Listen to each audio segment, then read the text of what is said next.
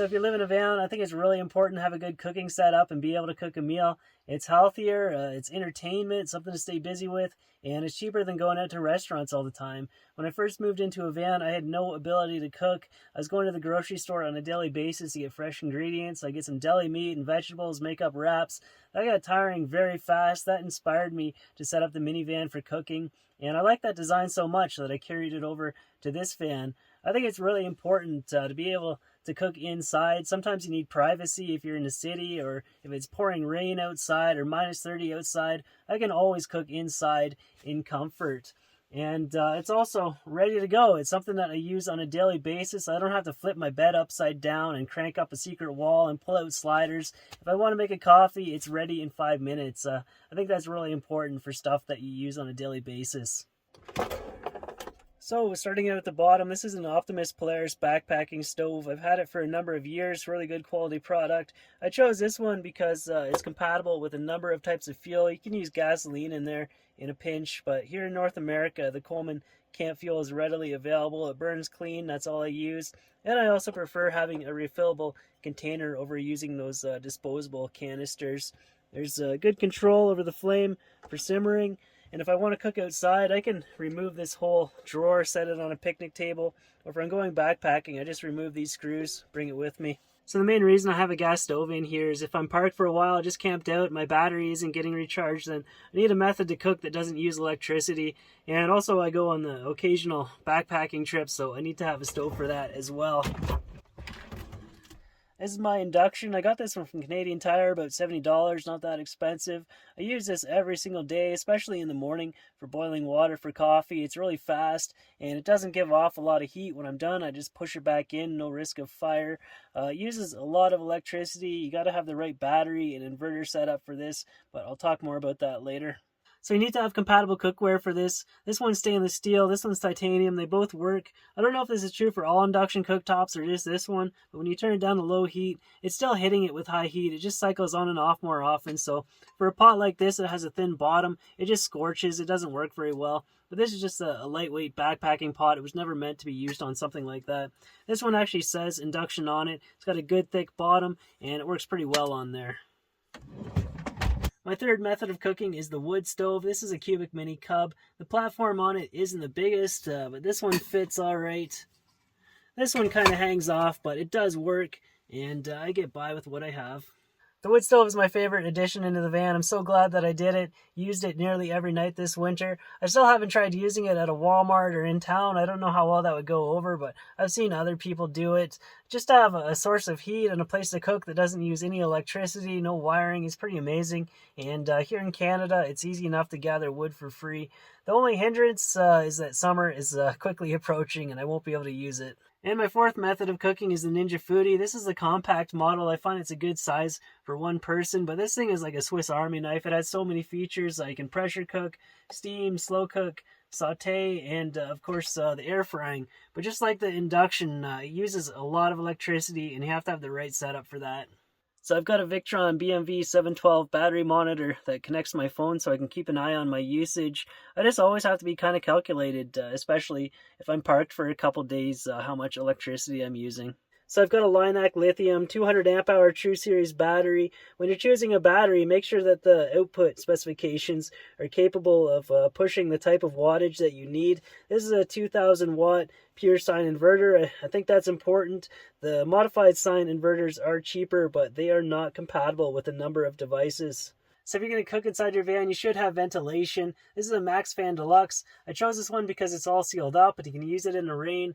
These are notorious, though, for the control panels going bad. Mine lasted about 3 weeks before it failed on me. It's amazing that this reached the market. Their product testers must be asleep on the job. But I honestly didn't even like this control panel. It's up in an awkward spot, and you have to poke at these buttons to get the speed you want. So I just got this analog controller off Amazon, and I wired it directly into the motor. And this dial control is way better, and it's actually in a convenient spot where I can use it. And I've got a 49-liter truck fridge. It uses a 12-volt Danfoss compressor, very little electricity. I think having a front-loading fridge is a more efficient use of space compared to a lid that lifts up where you have to dedicate room to that. Some people put it on sliders so that it goes in and out like a drawer, but that seems more complicated than it needs to be. It's got a little freezer on there. Sometimes things bounce around and get out of place, but it's not really that bad. So today I'm going to do an old-fashioned slow cook and a hike. I'm going to do this stew one more time, and we'll see how the results compare versus cooking it over the wood stove. I honestly could have went for ribs tonight. Maybe we'll do that in the next video, but yeah, I've already got everything here prepared. So I got beef broth, tomatoes, potatoes, parsley, green beans, carrots, onion. I ran out of actual garlic, so I have that instead, and salt, pepper, cauliflower, ground bison once again, and some balsamic.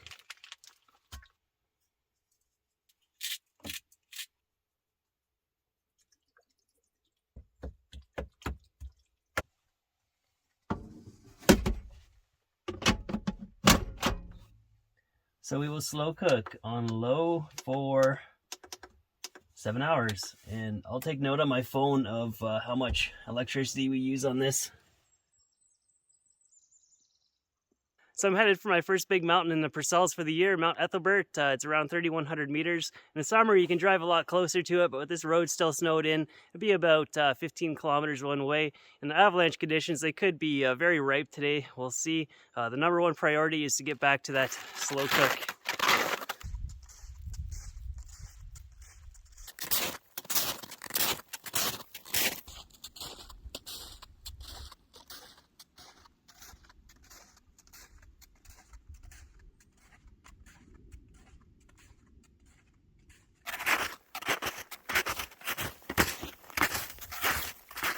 I just waited until she's fully grown to get some sun goggles for her and a harness. Another month and she should be there. There's no reason to have her on a leash right now though. She always sticks right close to me. We gotta go around to the other side of the mountain and up this bowl. I've already gained 700 meters, so this is gonna be a pretty big day.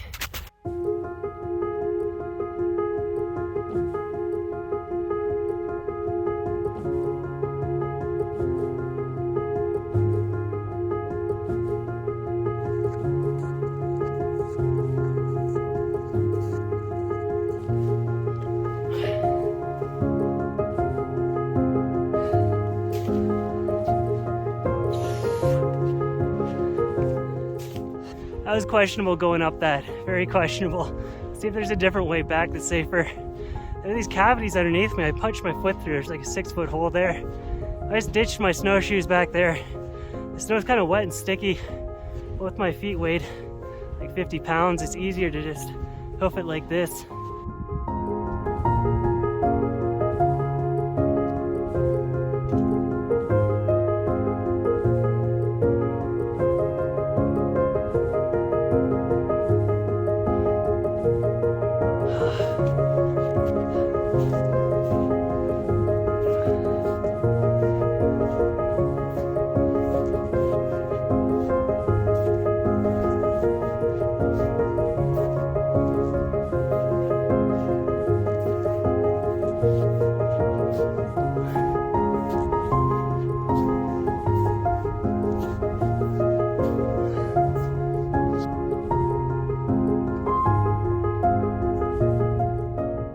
This is the slowest progress I've ever made in my life. Trying to break trail through this heavy wet snow. Going uphill, carrying a puppy. Seems like I'm never gonna make it. I'm starting to wonder if this mountain even has a top on it. Never seems to end.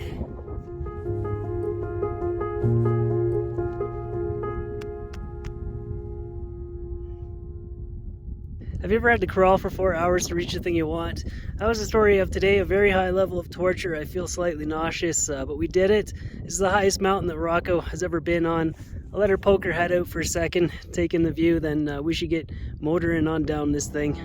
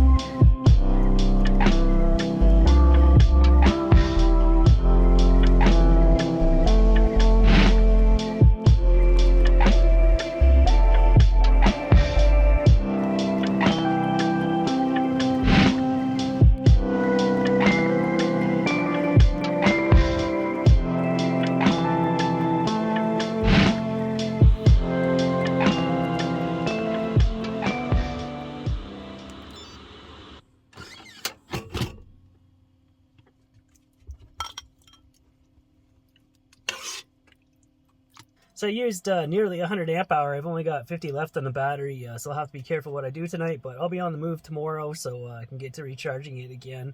So how does this stack up against the wood stove version? It came out very good, except for one thing. I think I skipped a step this morning. I should have browned the bison because it came out a little too mushy. That's what the slow cooker does. It really softens up meat. But I prefer it if it was just a bit chewier.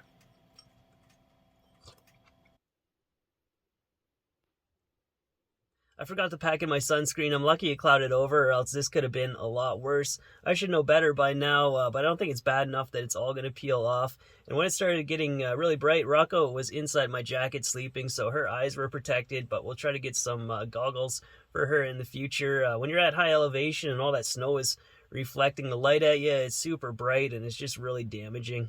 The last part of the climb was the sketchiest. It was really steep. There was heavy wet snow on top of a hardened layer. That can all start sliding down at any moment. I'm glad I got past that, no problem. And on the way back, my boots soaked through, did some damage to my feet, so that's going to take some time to heal up. But overall, I'm feeling good. I feel like I'm finally back to normal after like 7 months of feeling mentally burned out all the time. I actually sleep worse after a big hike like that, where my body is sore and my mind is still going. It takes me a while to settle down, and I usually toss and turn all night. According to bro science, I think I heard this on Joe Rogan, you're not supposed to take any Tylenol or anything to numb the pain. You're supposed to feel the pain because your body will recover in the best possible way, but I don't know if there's actually any truth to that. Anyway, I think that's the end of this episode, so thanks for watching, and thank you to Patreon supporters, and I will see you soon.